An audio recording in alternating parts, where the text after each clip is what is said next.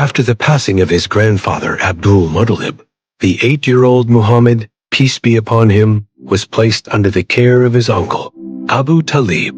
Though Abu Talib was not a wealthy man, he treated the young boy with great love, compassion, and honor, like one of his own children. He made sure the boy never felt the loss of his parents or grandfather, and from this point, Muhammad, peace be upon him, became a part of the larger family household. He began observing the workings of society more deeply, taking note of how business, politics, and tribal matters were conducted in Makkah. Around the age of 9 or 12, different narrations exist. Muhammad, peace be upon him, accompanied Abu Talib on a trade journey to Syria.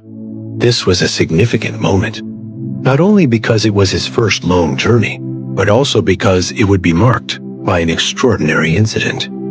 As their caravan reached the area of Busra in Syria, they stopped near a Christian monastery. A monk named Bahira, who had lived a secluded life devoted to the study of ancient scriptures, noticed something unusual.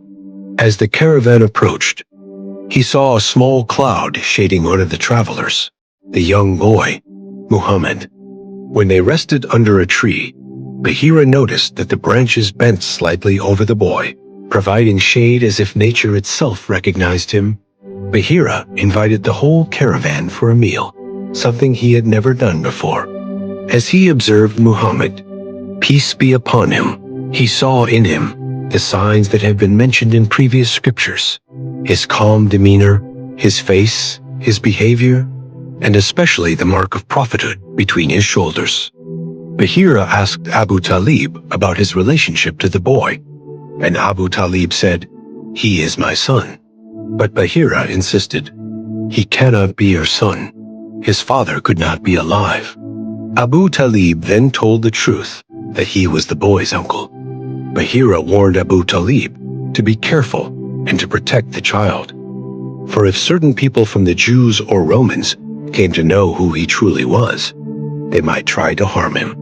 After this warning, Abu Talib decided not to take Muhammad further into Syria, and sent him back with a trusted group for his safety. Upon returning to Makkah, Muhammad, peace be upon him, resumed his life with his uncle's family. As he grew into his teenage years, he began to take on small responsibilities. Like many of the prophets before him, he worked as a shepherd. This was considered a humble job, but it taught him patience, care, responsibility, and leadership. He would lead the sheep into the hills and deserts surrounding Makkah, spending hours alone in deep thought and reflection, contemplating the creation and its creator. He never complained, nor did he ever cheat or lie, even in the smallest of things. People around him, both young and old, respected him deeply. During these formative years, Muhammad, peace be upon him, avoided the corrupt practices of Makkah. He never participated in idol worship, drinking, gambling, or immoral gatherings, though these were common among the youth of Quraysh. Even when he was once encouraged by friends to join in the entertainment and music in the city, he fell asleep before he could attend, and Allah protected him from ever engaging in such acts. It was as if a divine shield was always surrounding him, preserving his purity for the mission that lay ahead.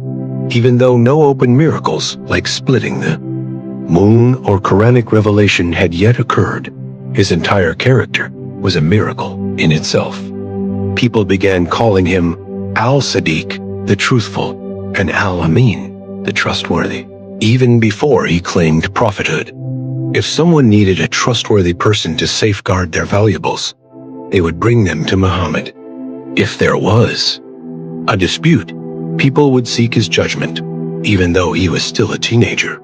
His honesty, fairness, and kindness to all, whether poor, rich, friend, or stranger, made him unique in a society filled with pride and tribal arrogance. In these years, he also began to learn the basics of trade by observing his uncle and others in the marketplace. He never learned to read or write, but his natural intelligence and keen observation made him wise far beyond his age. People noticed his quiet strength, his gentle presence, and the way he never raised his voice or hurt others. While others boasted of their lineage or riches, Muhammad, peace be upon him, remained humble and deeply spiritual. Though he did not yet openly speak of a divine mission, those around him could sense that he was destined for something far greater than ordinary. Life